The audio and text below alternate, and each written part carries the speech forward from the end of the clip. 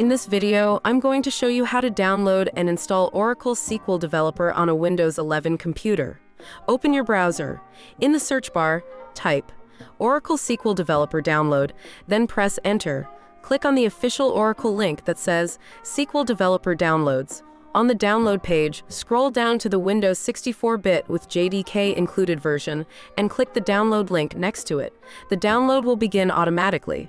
This version includes the Java JDK required to run SQL Developer. After downloading, extract the downloaded .zip file using right-click, then Extract All.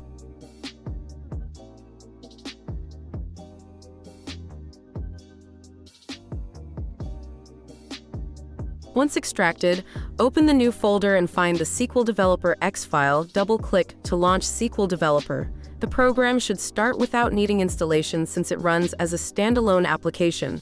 And that's it. You've successfully installed Oracle SQL Developer on your Windows 11 PC.